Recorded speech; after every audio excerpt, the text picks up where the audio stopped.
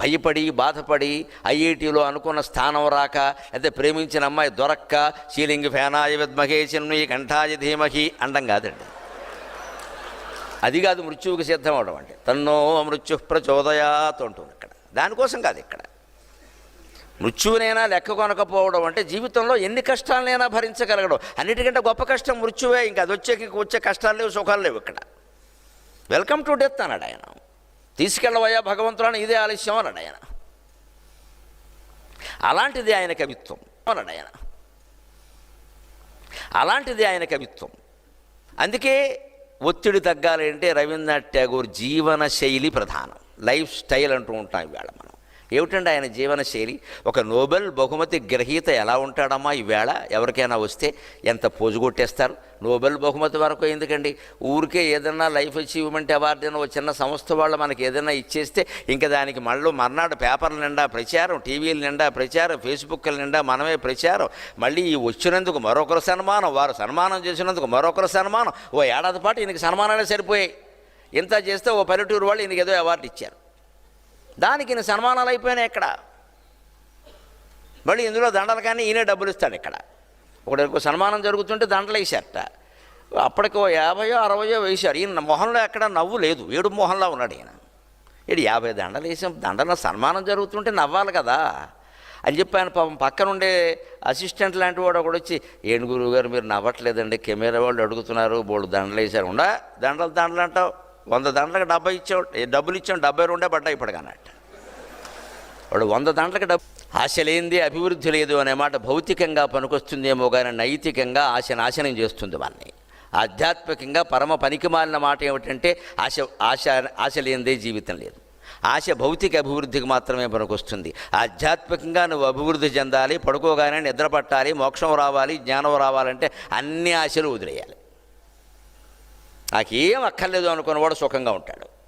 ఇవి 25 ఏళ్ల విద్యార్థులకి నేను చెప్పని ఈ మాట. పెద్దవాళ్ళైనా ఉండాలి కదా, నా వయస్సు వాళ్ళైనా ఉండాలి కదా. మనకు అక్కర్లేదు, ఎవరో అడిగితే చేస్తాం, దానికేముంది. ఎవరో ఇచ్చారు పుచ్చుకుంటాం, మనం అడగం. ఇచ్చిన దాంతో సంతృప్తి పడతాం.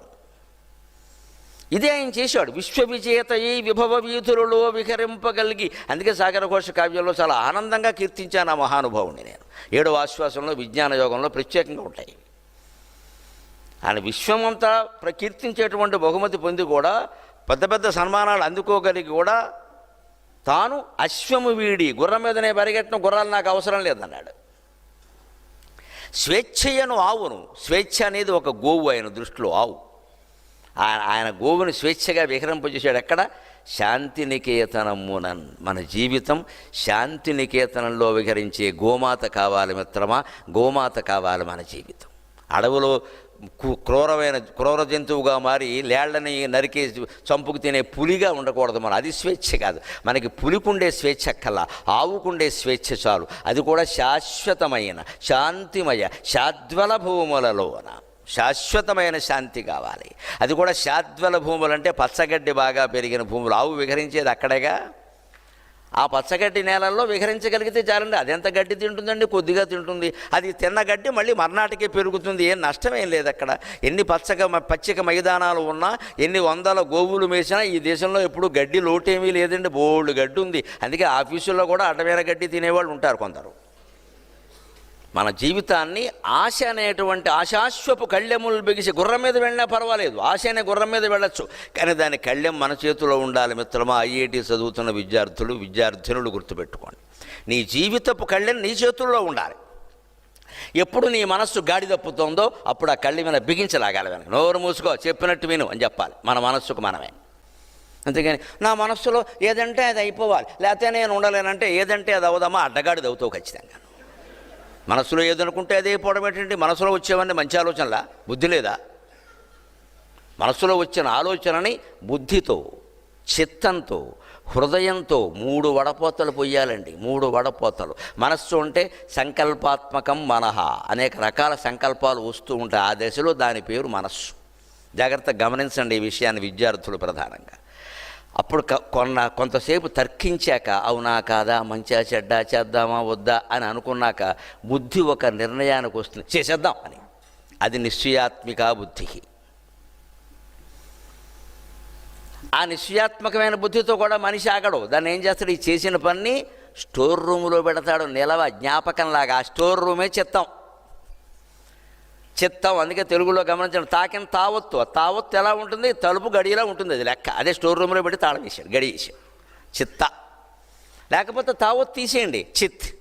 చిదేకరసరూపిణి స్వాత్మానంద లవీభూత బ్రహ్మాద్యానంద సంతతి చితిస్తత్పద లక్ష్యార్థ చిదేకరసరూపిణి. చిత్ అంటే భగవంతుడు, చిత్తము అంటే స్టోర్ రూమ్.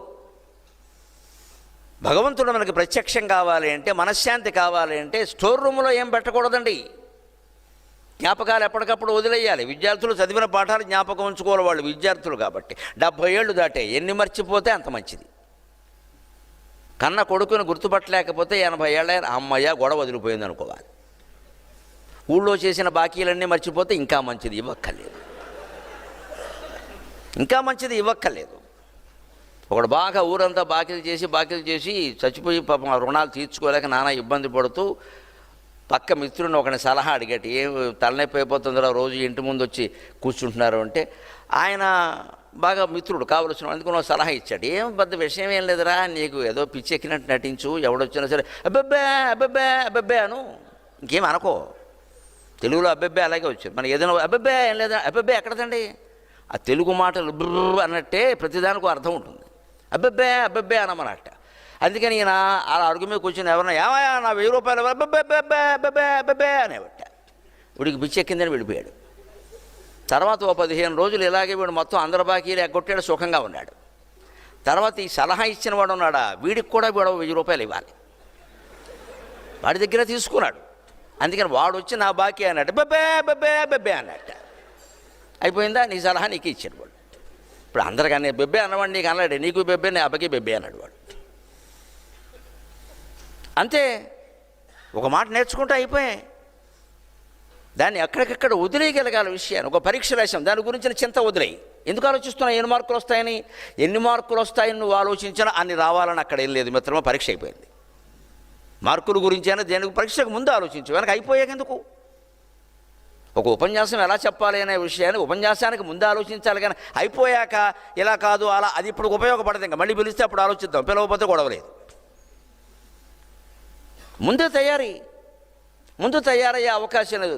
దేవుడికి వదిలేయి, భగవాన్ నాకు చేతనేందో చేశాను, ఇదే తప్పకుండా నడిపిస్తాడు ఆయన. ఏ పనైనా అంతే, నిశ్చింత.